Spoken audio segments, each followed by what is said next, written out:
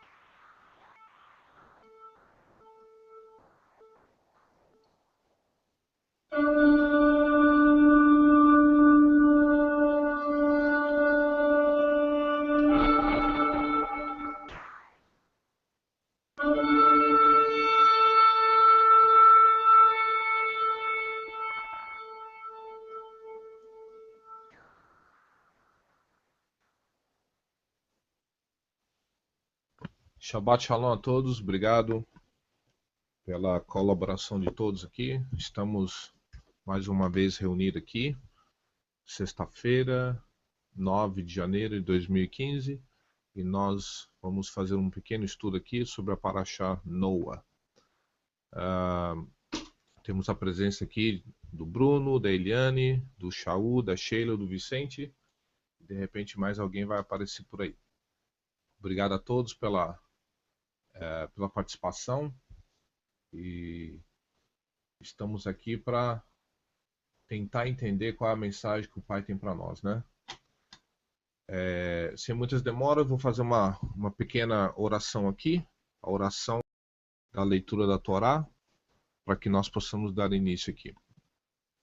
Baru atah Adonai Eloheinu melech haolam, asher natan lanu Torah emet, vehayenu olam matah betohenu, Baru atah Adonai noten haTorah.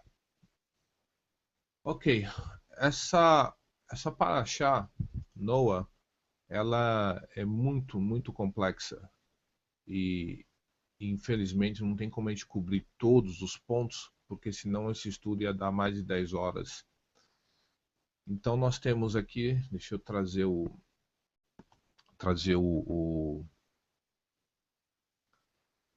texto aqui para a página. Vamos lá, vocês estão me ouvindo bem? Tá todo mundo me ouvindo direitinho?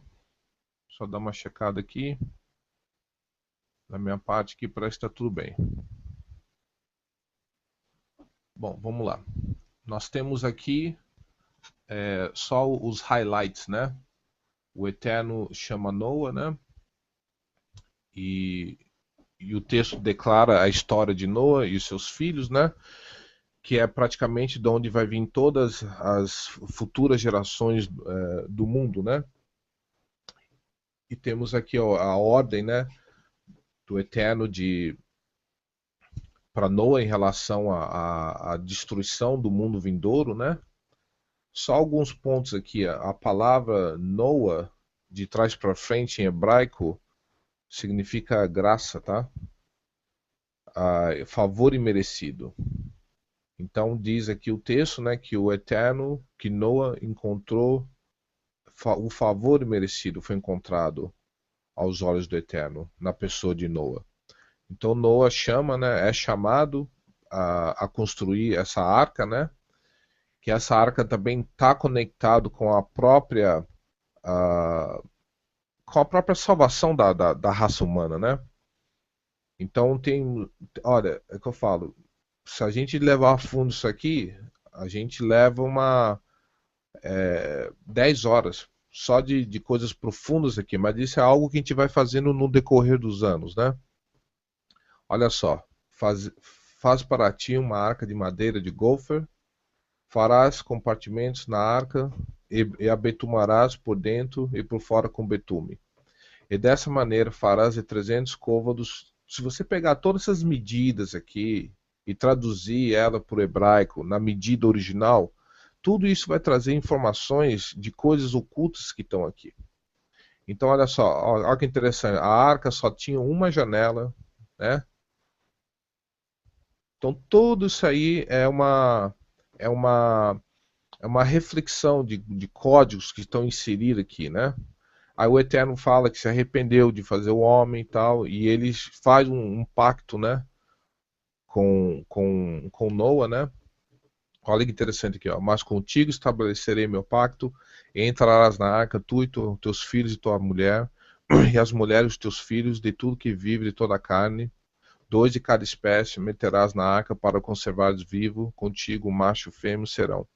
Tem um estudo de um cientista americano que ele explica por que os animais eram gigantescos, por causa da pressão atmosférica, era diferente no mundo pré-diluviano.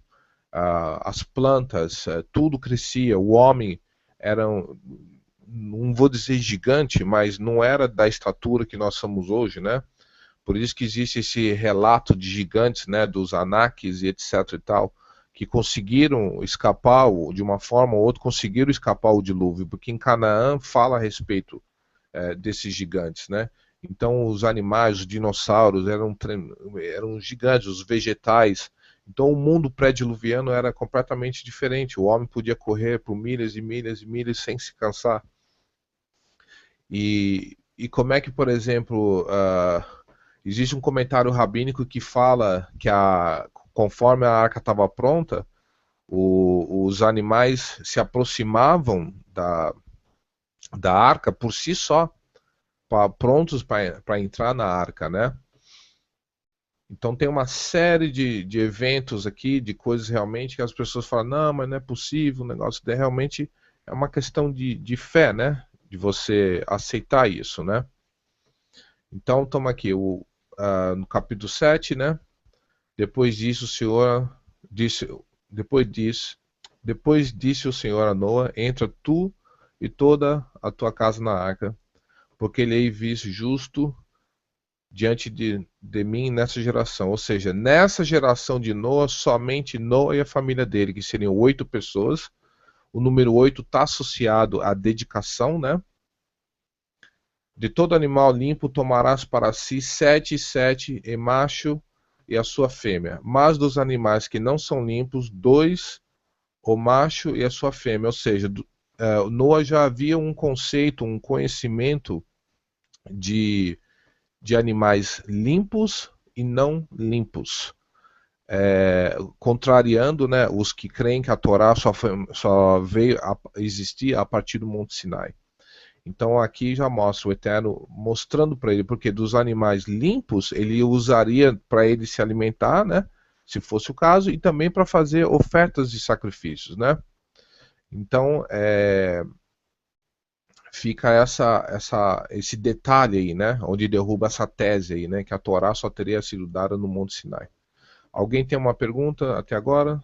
Se tiver, fique à vontade de me interromper, tá?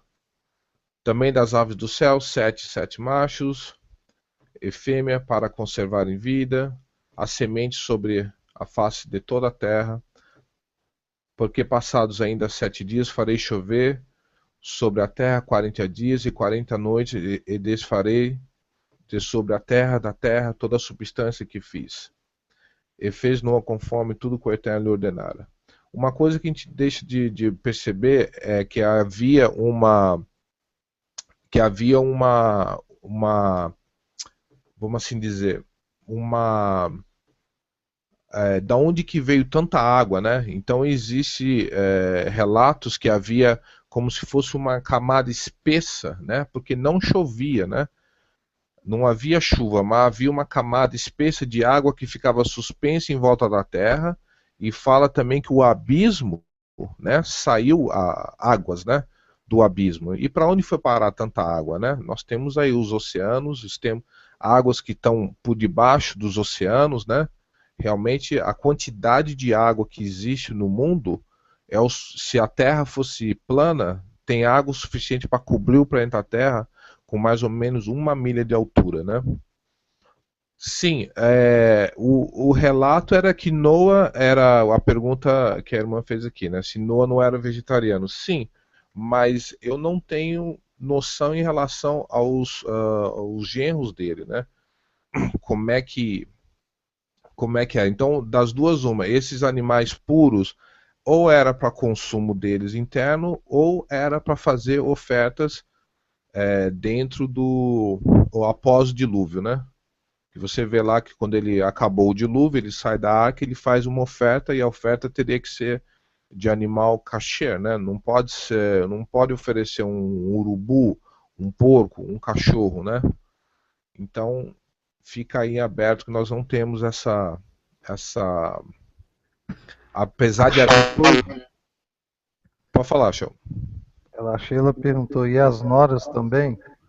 Exatamente, não tenho, né, essa informação, porque não quer dizer que, tipo assim, a ideia era que todos fossem vegetarianos, mas será que o povo que estava em volta deles era vegetarianos? Aí não sei, entendeu? Não tenho essa informação. Tá entendendo? Então por isso que eu tô deixando em aberto aí, né? Porque eu não tenho certeza, né?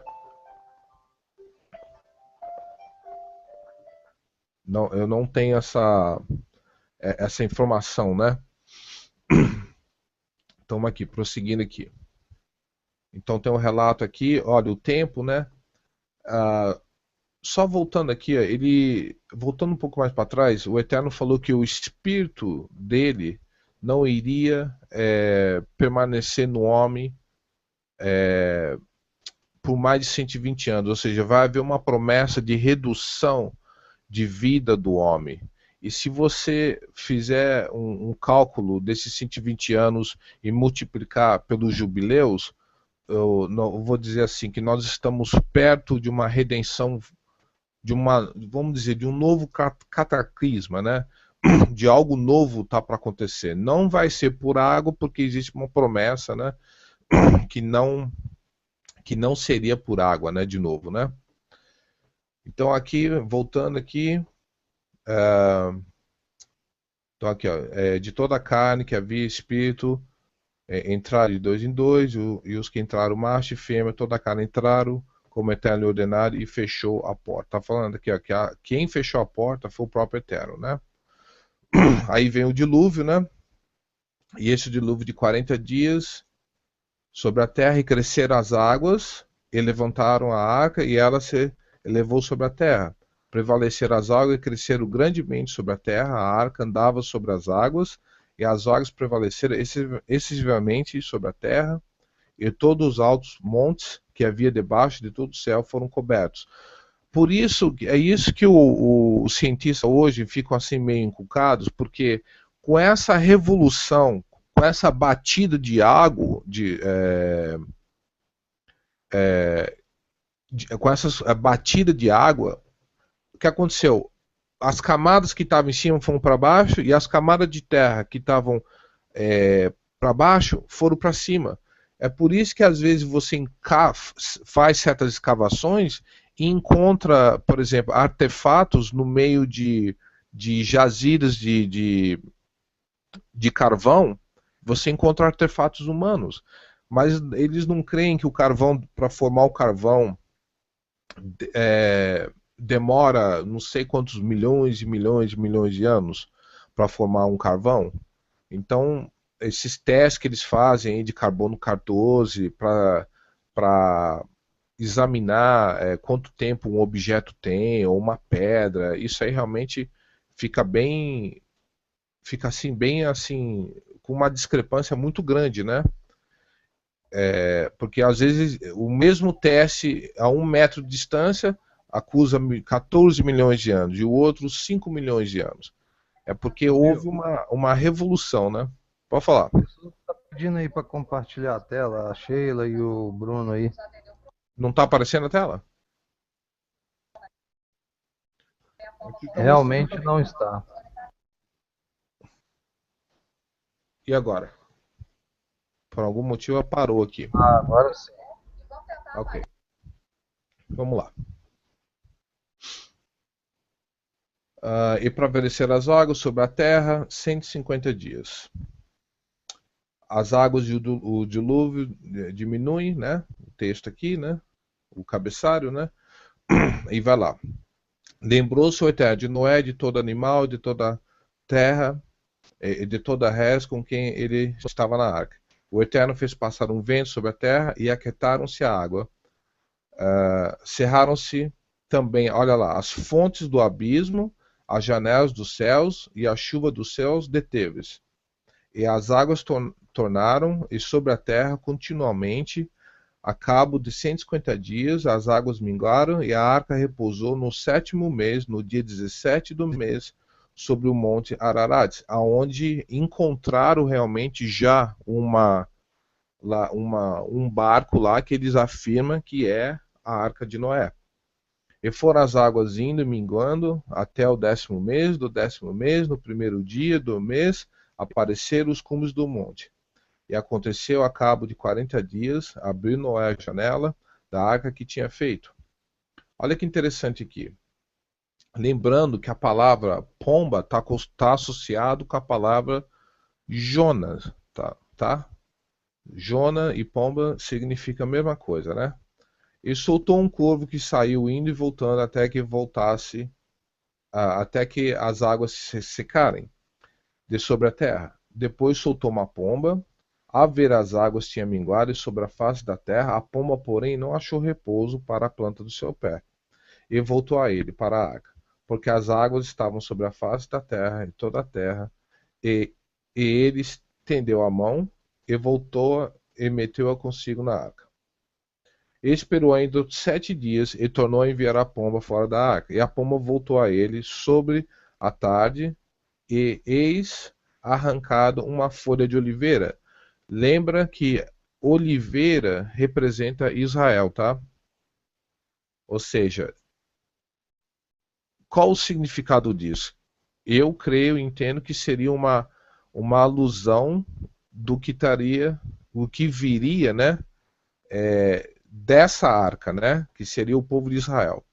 No seu bico conheceu Noé que as águas tinham minguado sobre a terra, então esperou ainda outros 7 dias e enviou fora a pomba, mas ela não tornou mais a ele. E aconteceu que no ano 601, no mês primeiro, no primeiro dia do mês, as águas se secaram sobre a terra. Então Noé tirou a cobertura da arca e olhou, e eis que a face da terra estava enxuta, e no segundo mês, aos 27 dias do mês, e a terra estava seca. Bom, aqui Noé sai da arca, né? Aqui, todo animal estava contigo. Eu quero achar a parte onde ele faz uma. Aqui, ó. Edificou Noé um altar ao Eterno e, e tomou de todo animal limpo e toda ave limpa e ofereceu. Então, aqui, ó.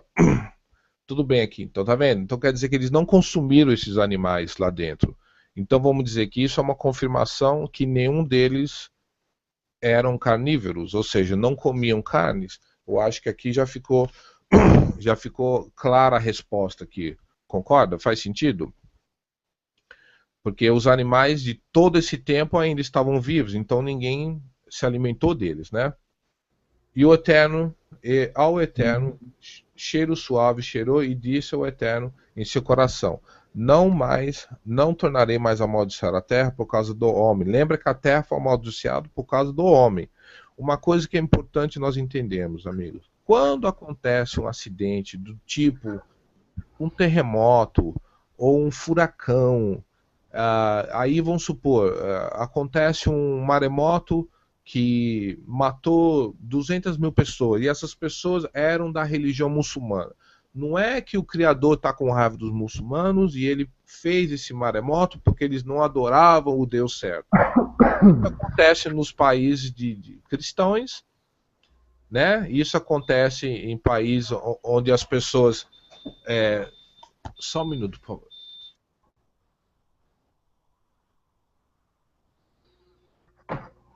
É interessante, hein? Não tinha nenhum romano lá, né?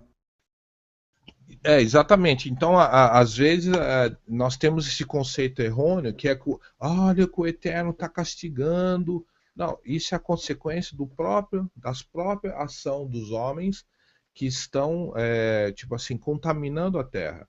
E em três lugares na Escritura, explica que a terra vai vomitar o homem por causa do seu pecado. Tá entendendo? Alguma pergunta sobre isso?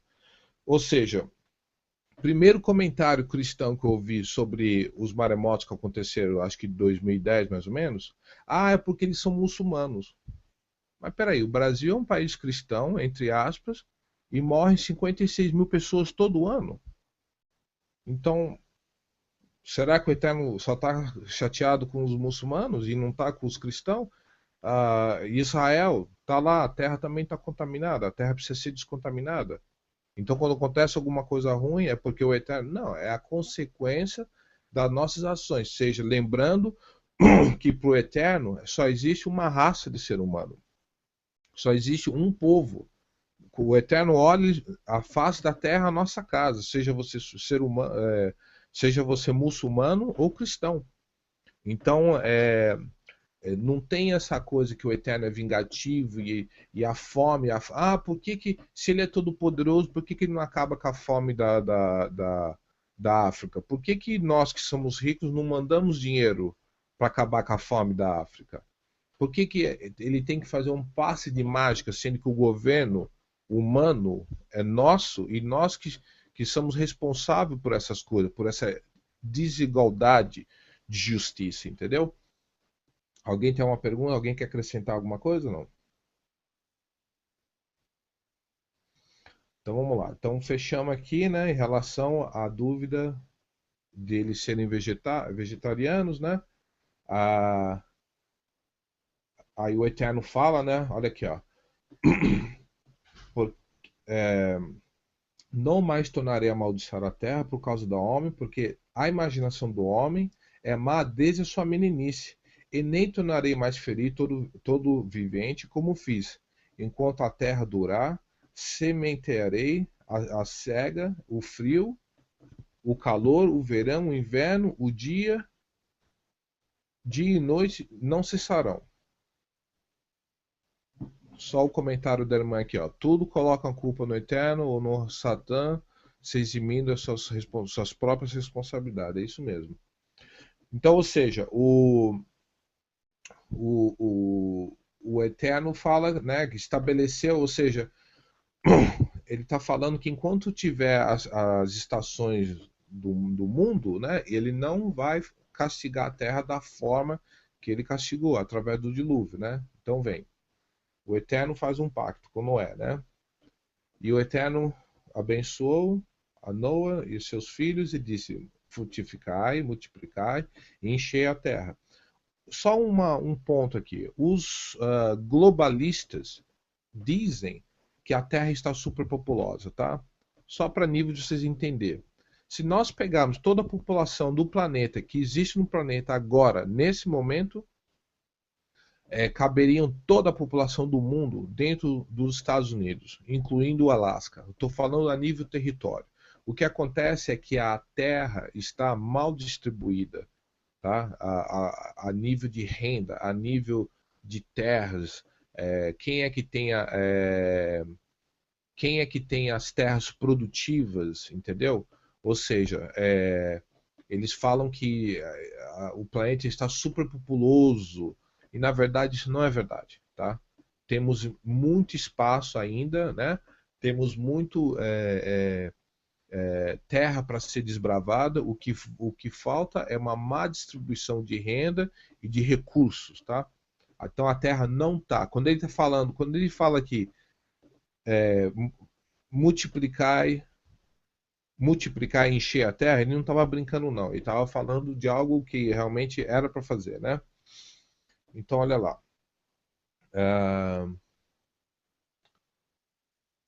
Tudo quanto se move vivente será para vosso mantimento.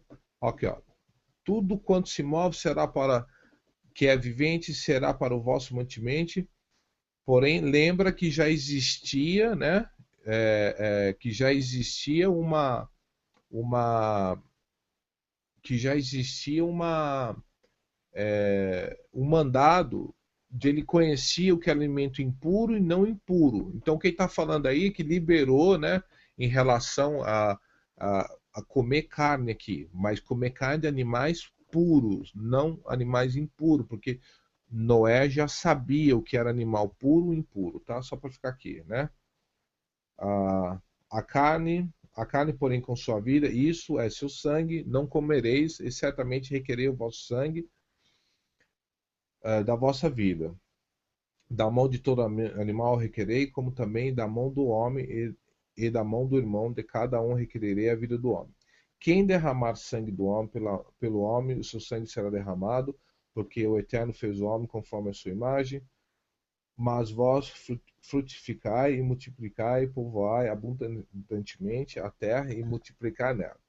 E falou o Eterno a Noé e aos seus filhos com ele, dizendo: eis que estabeleço o meu conselho convosco e com a nossa semente, com a vossa semente, depois de vós. E com toda alma vivente que convosco está, de aves de reses, de todo animal que terá convosco, desde todos saíram da arca até todo animal da terra, eu convosco. Ou seja, o pacto não é somente com, é, com Noa, né, e a família dele, né, mas até mesmo com a própria natureza, né, com todos os animais, né. Então, vamos lá, prosseguindo aqui. Eu quero, como é muita coisa para cobrir, eu quero pular aqui, ó. Eu quero ir direto para esse assunto aqui, ó. Que isso aqui vai ser bem interessante, ó. É muito comum hoje em dia, né, falar de conspirações, né, de fim do mundo, domínio global, etc e tal. E que todas essas conspirações até têm um ponto de verdade, mas não são todas 100% verdade, né? Lembrando que ninguém tem conhecimento total de nada, né? Nós estamos apenas cobrindo certos pontos, né? E quando alguém fala, por exemplo, que a China que vai ser a, a, a besta, né? Aí outros falam que é Roma, aí outros falam que vai ser o Vaticano, aí outros falam que vai ser o Islã. Eu creio que é uma combinação de tudo isso, tá? Cada nação vai ter um mínimo de participação, porque no final todos são contra o Eterno. Todas as religiões são contra o Eterno, todas as nações são contra o Eterno. Então quero só apontar para um detalhe aqui, ó. Vamos ler um pouquinho aqui, ó. Naquele tempo, toda a humanidade falava uma só língua. Ou seja, essa nova ordem mundial, na verdade, é a velha ordem mundial. Porque a gente começa a ver a planta da ordem mundial aqui na Torre de Babel. Naquele tempo, toda a humanidade falava uma só língua. Ora, deslocando-se, espalhando-se em direção ao Oriente, os homens descobriram uma planície na terra de Babilônia e depressa a povoaram. Toda vez que você vê qualquer coisa, alguém saindo em direção ao Oriente, que é no caso de Adão, né? Quando ele foi expulso do jardim, ele foi em direção ao Oriente, se prepare, que vem bucha. Algo terrível vai acontecer logo em seguida. Olha só. Na planície da terra da Babilônia e depressa povoaram. Ô, Bill, sua voz cortou um tempão aí, cara. Não tá. Como é que tá o áudio? E agora? Tá ouvindo? Tá me ouvindo Agora agora? tá ótimo agora. Mas uma fala sua aí ficou perdida. Tá, então vamos voltar lá. Vamos voltar de novo. Que isso aqui é importante cobrir isso aqui. Lembrando que nós não somos profissionais, né, em sonoplastia, né? Vamos lá.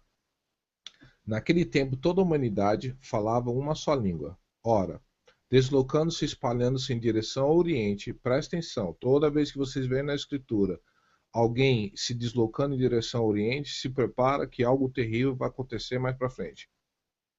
Os homens descobriram uma planície na terra da Babilônia e depressa a povoaram. E começaram a falar em construir uma grande cidade para o que fizeram, tijolos da terra, bem cozidos para servir de pedra e construção. Veja bem, vamos analisar algo aqui. O dilúvio cobriu toda a face da terra. Talvez esse dilúvio tenha sido somente um local, mas para o mundo deles era o mundo inteiro que eles conheciam, tá? Porque houve sobreviventes do dilúvio, tá? Então vamos lá. Olha só. E ele, então, vamos analisar. Ah, será que vai vir um outro dilúvio como esse? Então vamos construir uma torre bem alta. Se caso vier algum dilúvio, né, nós não seremos exterminados, tá? Porque já tá vamos dizer, uma montanha, né, feita pelo homem, né? Existe algumas pessoas que falam que talvez essa Torre de Babel fosse um ponto de conexão com alienígenas, coisa assim. Olha, nada dessas coisas é impossível de acontecer, tá? Nada é impossível. Mas vamos caminhando aqui.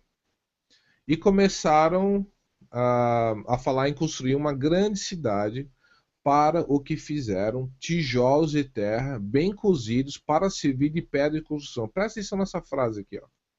Tijolos de terra bem cozidos para servir de construção de pedra e usaram alcatrão em vez de argamassa. Olha só.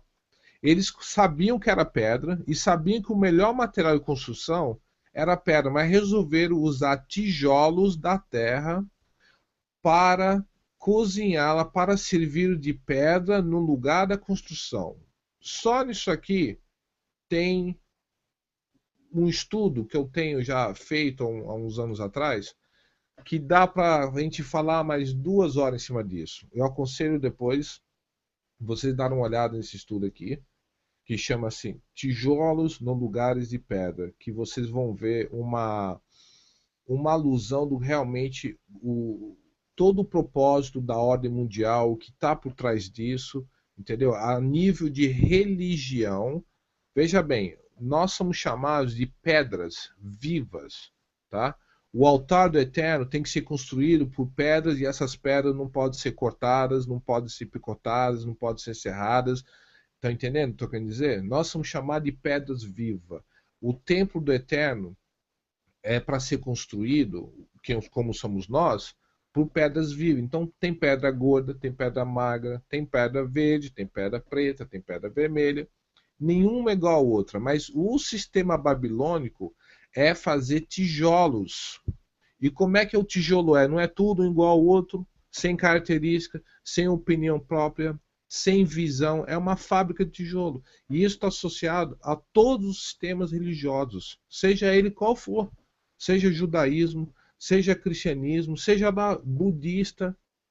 É transformar você que é uma pedra na visão do Eterno em tijolos. E quando você vê uma fábrica de tijolo, os tijolos não são tudo iguais. E o tijolo não pensa, né? E o tijolo serve o propósito de quê? De erguer uma torre para exaltar um homem, que esse homem aqui, no caso, seria o Nimrod, né? Que é onde começa toda essa coisa governamental. Aqui começa a Trindade. De novo, não dá para falar porque não é o assunto, mas eu sugiro vocês darem uma olhada nesse estudo, né? Que eu fiz há uns anos atrás, né? Que eu estou cobrindo justamente esse ponto aí, né? Por que fizeram questão de guardar essa informação? Porque tem algo escondido aqui. Então vamos lá, prosseguindo. E nessa cidade levantaram um templo em forma de uma torre altíssima, tá vendo? Era um templo, um lugar de culto, né? Uma torre altíssima que chegasse aos céus. Qualquer coisa que se tornasse um monumento a si próprio. Lembra de uma coisa. É muito comum em algumas religiões, né? Por exemplo, o Islã crê nisso, o cristianismo crê nisso, e algumas outras religiões crêem nessa ideia de que o homem morre e depois que ele morre, ele vai para o céu. Sendo que o Eterno deu a terra para o homem. Sendo que o Eterno, através do dilúvio, ele fez uma rededicação, né? O Eterno, através do dilúvio, ele rededicou a terra ao homem. Noé, quando sai da arca, ele rededica a terra ao Eterno. O número 8 está associado à dedicação. O menino com 8 dias de idade se faz a circuncisão. O templo precisa de 8 dias para ser purificado. Então, essa história de ir morar no céu começa aqui, entendeu? De alcançar no céu. Que é isso, é uma teologia até meio demoníaca, tá? Porque quem quis subir aos céus e sentar no trono do Eterno foi o próprio inimigo. Então temos que tomar muito cuidado. A gente fala isso com muitos cristãos, analisar essa teologia da morada do céu, eles chegam até a ficarem meio irritados. Se alguém quiser fazer algum comentário, fica à vontade. Nós temos aqui o Leandro, né? Bem-vindo, Leandro. Prazer, meu nome é Bill Moshe. Shabbat Shalom. A Sheila está perguntando se nós somos um corpo, sendo um corpo, cada coisa tem sua função. É isso aí. Você viu aí no chat? Tá. Agora que eu vi aqui, perdão. Exatamente. Não existe duas pedras iguais, né? Porém, com essas pedras diferentes, o Eterno monta um altar para ele. Ele monta um templo para ele. Só que esse templo é de pedra viva, né? Não são, pedras mortas de fabriquinha, porque a religião faz de você um tijolo a mais. Você lá no sistema lá, você é uma pessoa a mais. E geralmente eles percebem a sua falta quando você para de dar dízimo. Desculpa ter falado isso, mas infelizmente muitos de vocês sabem disso, né? Então, nós somos, o próprio apóstolo Pedro fala disso, que nós somos uma fundação que o Eterno está construindo para ele mesmo, né? Então você vê aqui, nós temos várias pedras, uma diferente da outra. Tem pedra gorda, tem pedra fina, tem pedra alta, tem pedra com cabelo pichain, tem pedra com cabelo loiro e assim por diante, né? Então vamos lá.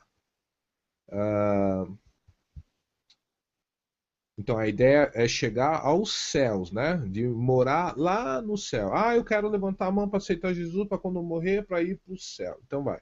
Qualquer coisa que se tornasse um monumento a si próprios.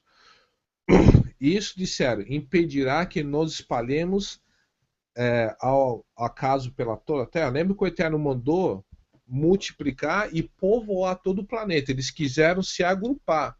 Vamos nos reunir, vamos nos ajuntar aqui num lugar só. O Eterno desceu para ver a cidade e a torre que estavam a levantar. E olha que interessante. Vejamos se isto é o que eles são capazes de fazer. Sendo um só povo, com uma só língua, não haverá limites para tudo que usarem a fazer. Vamos descer e que a língua deles comece a diferenciar-se noutras línguas, de forma que uns não entendam os outros. Sem querer ser muito crítico, vamos analisar aqui. Eu não vou nem entrar em assunto de Trindade aqui, que eles falam que querem fazer alusão da Trindade a respeito desse texto aqui. Vamos analisar aqui. Vamos lá de novo. Vejamos se isso é o que eles já são capazes de fazer, sendo um só povo, com uma só língua, não haverá limites para tudo que osaram fazer. Ou seja, o que o Eterno está falando assim, que tudo que o homem propôs no coração dele, ele vai fazer. E o homem é mau desde o início. Veja bem, hoje nós temos tecnologia para destruir esse planeta 20 vezes mais. E o homem, por que o homem não usou essa tecnologia para o bem próprio, para o bem em comum? E olha que interessante aqui. Tem uma religião que está espalhada no mundo inteiro que ela tem um negócio de falar uma língua estranha. E gera uma confusão muito grande na cabeça das pessoas. Por exemplo, por que certos cultos no Brasil, sendo que todo mundo fala português, por que tem essa coisa de falar uma língua estranha, sendo que todo mundo fala em português? Aí, no Brasil é só uma língua só. Aqui nos Estados Unidos é diferente. Nós temos várias nações que vivem aqui, então, de vez em quando você vê alguém falar uma língua diferente, outras diz que não seja inglês. Mas no Brasil a maioria é tudo brasileiro. Existem certos serviços religiosos que desce lá um espírito lá que fala em línguas estranhas. E isso gera uma confusão muito grande, porque na hora de pedir o dinheiro, se pede em português, mas na hora de entregar uma profecia, um mistério, se fala em língua estranha.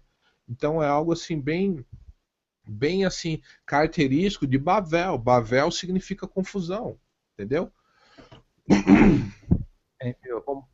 Pode falar. A Sheila está falando, nós falamos até a mesma língua e o povo não entende, Bill. Imagina com línguas diferentes. Exatamente. Nós já falando a mesma língua já traz uma confusão. Agora que eu vi que o Raimundo está aí, bem-vindo, Raimundo. Shalom, como é que tá? Então vamos lá. É, vamos descer e que a língua deles comece a diferenciar-se em outras línguas, de forma que um não entenda o outro. E foi dessa forma que o Eterno os espalhou sobre toda a face da terra, tendo cessado a construção naquela cidade. Veja bem, é bem comum, né? A pessoa, quando imigra para os Estados Unidos, ela vai procurar quem fala a língua dela, né? E isso acontece com os alemães, com os noruegueses, então eles vão formando pequenas comunidades, né? É o caso aqui, conforme, vamos supor, se aquele lá eu estou entendendo o que ele está falando, então eles acabaram se agrupando, né? E daí saíram esse monte de povos aí, né? Eu não tenho a mínima ideia como é que aconteceu isso, né? Mas deve ter sido algo tremendo, né? De um dia para o outro você não está entendendo o que o cara está falando, né? Que é realmente uma confusão, né? Então aqui nós temos, não vamos estar falando nessa parte aqui. Alguém quer fazer algum comentário sobre o que foi dito aqui até agora? Irmão Raimundo, algum comentário? Alguém quer acrescentar alguma coisa? Então eu quero passar para a parte da Haftorah. De novo, eu aconselho dar uma olhada naquele estudo lá, tá? O Tijolos no Lugar de Pedras, que é bem interessante. É curtinha, são só 29 minutos. Inclusive, o irmão Raimundo estava nesse dia, né? Vamos lá. Essa aqui é uma promessa, né, da futura glória de Sião, né? Vamos ler aqui. Vamos ler alguma coisa aqui para a gente ter uma ideia aqui. Vamos lá. Cante, ó estéreo, você que nunca teve um filho, em roupa em canto, grite de alegria, você que nunca esteve em trabalho de parto, porque mais são os filhos da mulher abandonada do que aquela que tem marido. Isso faz uma alusão à casa de Israel e à casa de Judá, lembrando que Israel foi como se fosse uma mulher divorciada, né? E com essa expulsão às nações, ela gerou muito mais maridos do que da casa de Judá. Aliás, muito mais maridos e muito mais como ele fala, filhos, né? Se espalhando às nações, né? Senhor, alargue o lugar de sua tenda, estenda bem as cortinas da sua tenda, não o impeça, estique suas cordas, firme suas estacas, pois você se estenderá para a direita e para a esquerda, seus descendentes desapossarão nações e se instalarão em suas cidades abandonadas. Não tenha medo, você não sofre vergonha, não tema o constrangimento, você não será humilhada, você esquecerá a vergonha da sua juventude e não se lembrará mais da humilhação da sua viuvez, pois o seu Criador é o seu marido, o Senhor dos Exércitos é o seu nome, Santo de Israel é o seu Redentor. Ele é chamado o Eterno de toda a terra. O Senhor chamará você de volta como se fosse uma mulher abandonada. Olha só, nós estamos aí, né? Sem Criador, sem Machia, né? Longe dos pactos do Eterno, e o Eterno nos chama, né? Para nos redimir, né? Uma mulher abandonada e aflita de espírito, uma mulher que se casou nova apenas para ser rejeitada, diz o Eterno, por um breve instante eu o abandonei, mas com profunda compaixão eu a trarei de volta. No impulso da indignação, escondi de você por um instante o meu rosto, mas com bondade eterna terei compaixão de você, diz o Eterno, o seu Redentor. Para mim, isso é como nos dias de Noa, olha só. Quando jurei que as águas de Noé nunca mais tornarei a cobrir a terra, de modo que agora jurei não ficar irado contra você, tornar a repreendê-la. Embora os montes sejam sacudidos e as colinas sejam removidas, ainda assim a minha fidelidade para com você não será abalada, não será removida a minha aliança de paz, diz o Senhor, que tem compaixão de você.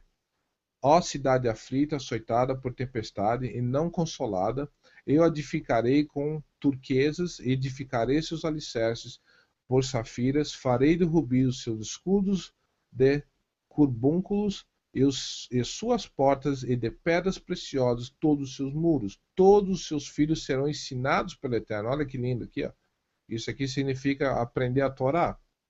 Senhor, é grande será a sua paz e suas crianças em retidão, você será estabelecida, a tirania estará distante, você não terá medo de temer o pavor, estará removido para longe. Ele não se aproximará de você, se alguém atacar, não será por obra minha, todo aquele que atacar se renderá a você. Veja, fui eu quem criou o ferreiro que sopra a brasa sobre que sopra as brasas até darem chama e forge uma arma própria para o seu fim. Fui eu quem o criou e o destruidor para gerar o caos. Nenhuma arma forjada contra você prevalecerá, e você refutará toda a língua que acusar. Esta é a herança dos servos do Eterno, é esta a defesa que faço do nome deles, declara o Eterno. Convite aos sedentos.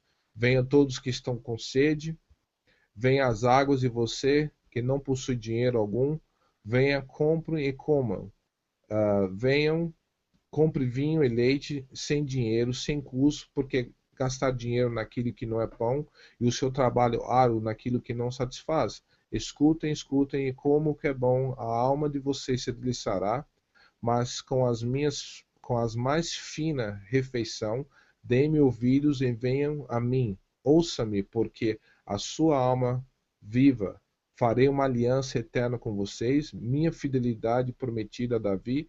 Vejam que eu o fiz, uma testemunha, os povos, um líder e governante dos povos. Com certeza você convocará nações que você não conhece, e nações não o conhecem, que não o conhecem, se apressarão até você por causa do Senhor, o seu eterno e santo de Israel, pois ele concedeu esplendor.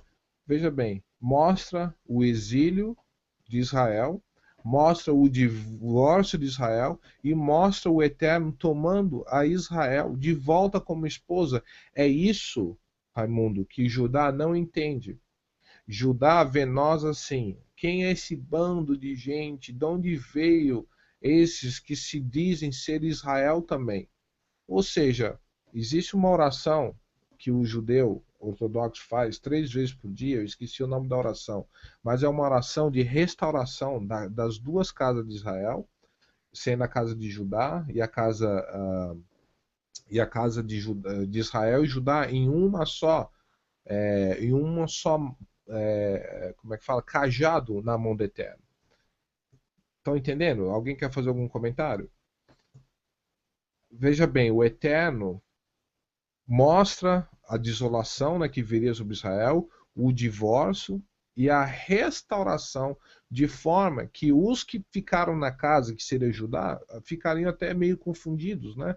Que é justamente o que está acontecendo hoje. Isso está associado ao filho pródigo, né? A parábola de Yeshua em relação ao filho pródigo, o filho pródigo que saiu às nações se perdeu, e o filho mais velho, que seria Judá, que ele ficou na casa. Ele chega até a ter um pouco de ciúme, né, em relação ao filho pródigo que volta, né? Voltar a casa tá associado voltar a Torá, tá? Voltar a casa está associado Mostra a Torá. os tempos atuais, né? Que a Sheila falou aí. Exatamente. E fala da saída, né? As pessoas saindo das nações e se voltando ao Eterno. Isso realmente é muito bonito, né?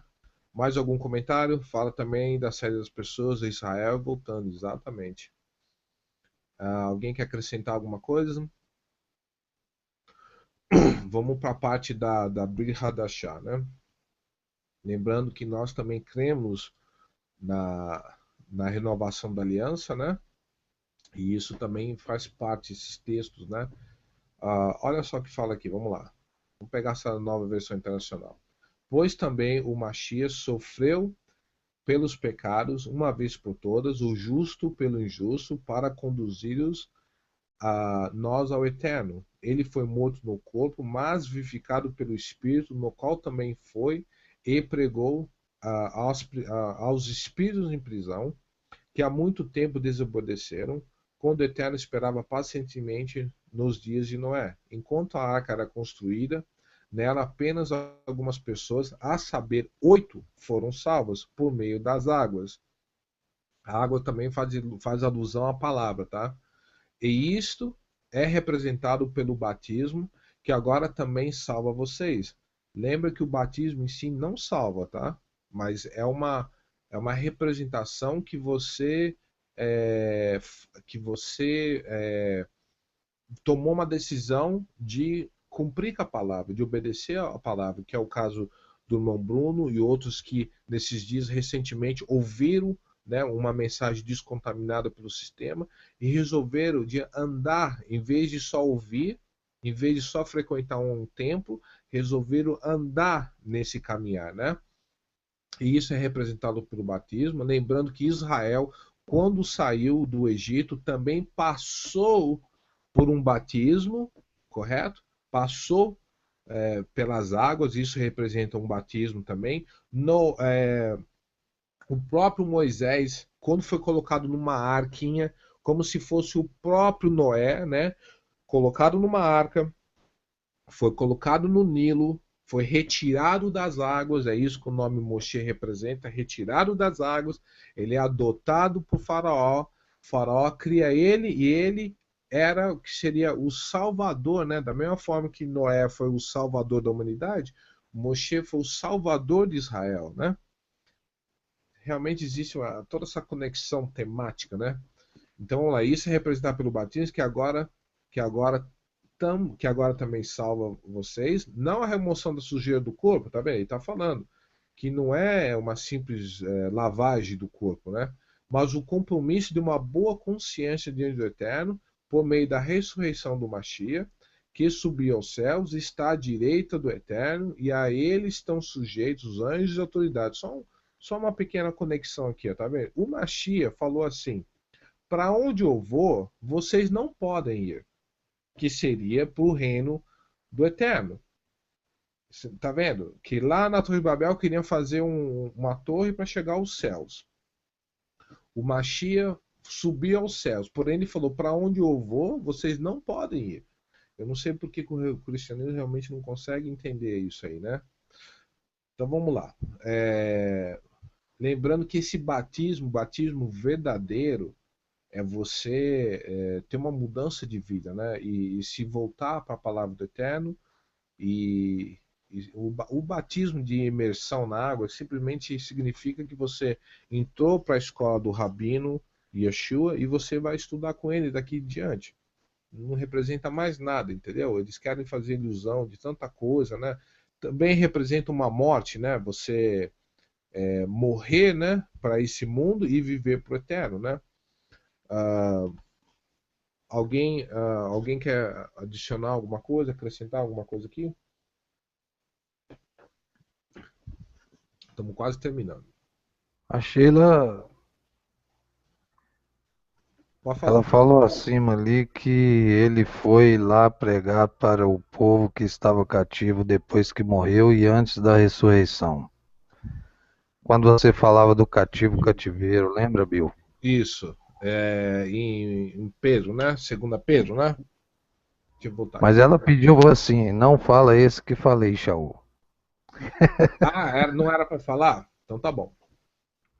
É que eu falo, cada Dá- item desse que nós estamos tocando aqui dá mais 2 horas de estudo. Então vamos marcar um dia para a gente fazer um estudo só, vamos supor, para achar Noah com mais profundidade, né? Então vamos lá, Salmo 29.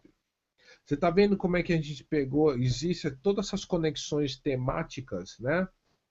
Já pré-estabelecida, né? E tem toda uma associação, né? A Arca de Noé, né?